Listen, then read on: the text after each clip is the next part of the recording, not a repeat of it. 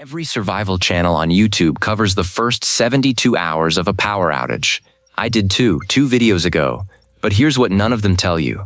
The first 72 hours are the easy part. You're running on adrenaline, you have food in your fridge, your neighbors are still friendly, you still believe the power is coming back any minute. Day 4 is when all of that changes. Day 4 is when your fridge is empty, your freezer has failed, your phone is dead, and the reality hits that this might not end tomorrow. What happens between day 4 and day 14 is what separates a rough week from a genuine survival situation, and almost nobody has a plan for it. Day 4 to 5, the food cliff.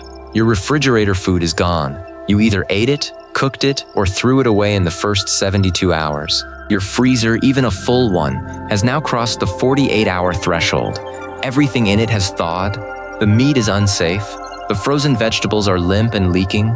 The ice cream is soup. This is the moment most families realize their actual food supply is whatever's in their pantry. And for the average American household, that's about 3 days of random ingredients that don't form a coherent meal plan. Half a box of pasta but no sauce, a bag of flour but no yeast, canned corn but no can opener because it's electric. If you built the $15 stockpile from the first video in this series, this is where it saves you. Rice, beans, oats, honey, bouillon. That combination feeds a family of 4 for 30 days. If you didn't build it, day 4 is when you start skipping meals. Not because there's no food anywhere, because there's no food you know how to prepare without electricity. The psychological shift is immediate. Skipping 1 meal makes you uncomfortable. Skipping 2 makes you anxious. By the 3rd skipped meal, rational decision-making starts to erode. This is why your stockpile isn't about food. It's about keeping your brain functional enough to manage everything else that's about to go wrong. Day 5 to 7, the water crisis.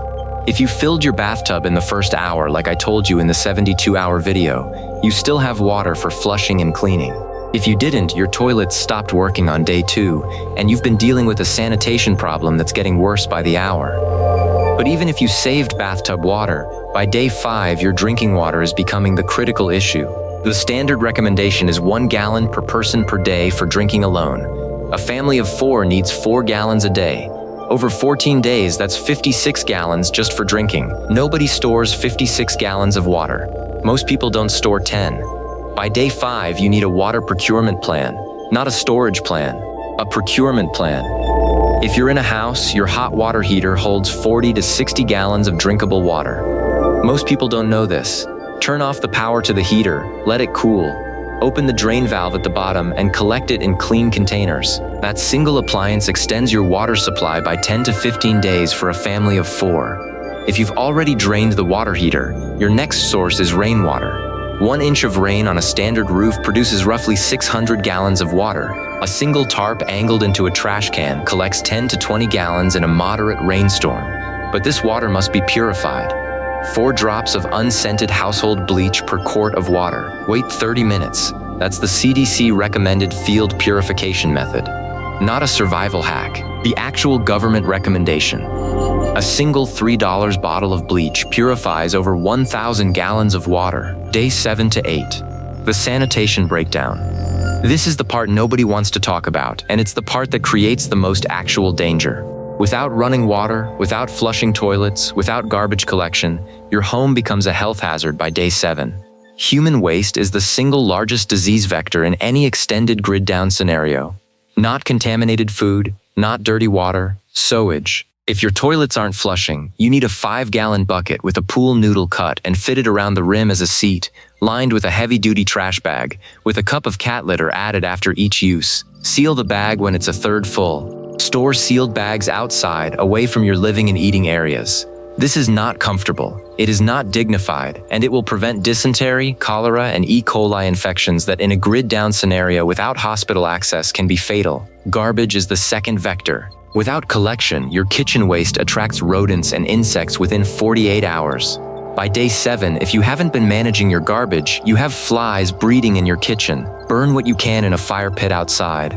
Bury food waste at least 200 feet from your water source. Separate recyclables and non-organics into sealed bags that won't attract animals. This isn't about keeping a clean house, it's about not creating a disease incubation site inside your home. Day 8 to 10, the social shift. By day 8, something changes in your neighborhood that no survival manual prepares you for. The people who were friendly on day 1 are now desperate on day 8. Not dangerous, not yet, but desperate. Your neighbor who laughed about the blackout on day 1 is now knocking on your door asking if you have any food to spare. The family 2 houses down with 3 kids hasn't eaten a real meal in 2 days.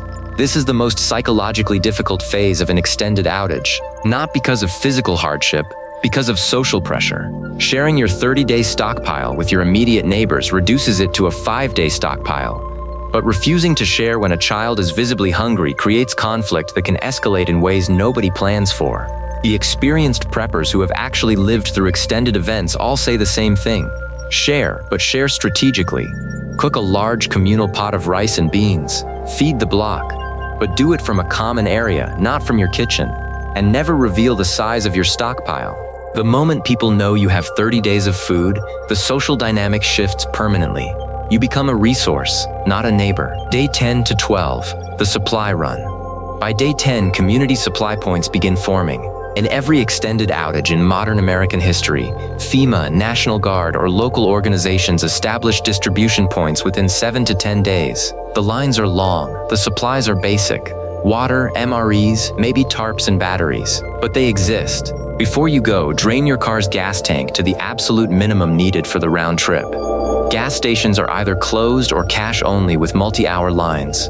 Your car is still your most important asset. Not for driving, but for charging and communication. Don't waste fuel on supply runs you can do on foot or bicycle. If the distribution point is more than 10 miles away, send one person with a backpack, not the whole family in a car, and bring cash. Even at official distribution points, there's a secondary economy operating nearby. Someone selling ice for $10 a bag, someone charging phones from a generator for $5 each. These microeconomies appear in every single extended outage. Cash is the only currency that works. Day 12 to 14. Adaptation or collapse. By day 12, one of 2 things has happened. Either you've adapted into a sustainable routine, cooking once a day from pantry supplies, managing water procurement, maintaining sanitation, keeping your family's morale stable, or your situation has deteriorated to the point where evacuation is the only option. The families that reach day 14 in stable condition share 3 traits. First, they had a minimum 14-day food supply before the event started. Second, they established water procurement, not just storage, by day 5. Third, they maintained sanitation discipline from day 1, not day 7. The families that collapse by day 14 also share 3 traits. They relied entirely on the expectation that power would return. They made emotional decisions with food in the first 48 hours instead of strategic ones. And they waited until systems failed before trying to fix them, instead of building redundancy before the event. Here's what bridges the gap between 72 hours and 14 days. 6 items you need in your pantry right now that nobody else in this channel has mentioned. A $3 bottle of unscented bleach, 1,000 gallons of water purification, a 50-pound bag of rice from any grocery store, $18 for 250 servings, a pack of heavy-duty trash bags, your sanitation system, a bag of cat litter, odor control for the bucket toilet, a $25 USB power bank with solar charging panel, indefinite phone charging without gasoline, and a hand crank AM/FM radio. Information without electricity.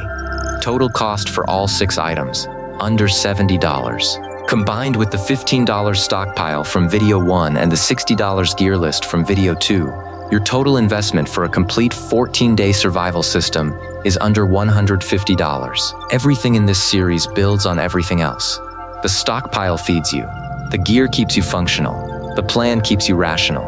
And this video fills the gap that every other channel ignores. The 11 days between when the adrenaline stops and when help arrives. I put together a complete 14-day blackout plan that covers every phase from hour 1 through day 14 in a printable format. 1 page per phase. Tape it inside your pantry door next to the 72-hour checklist from the last video. Link in the description. Next video covers the one thing that will make or break your survival after day 14, and it's not food, water, or electricity.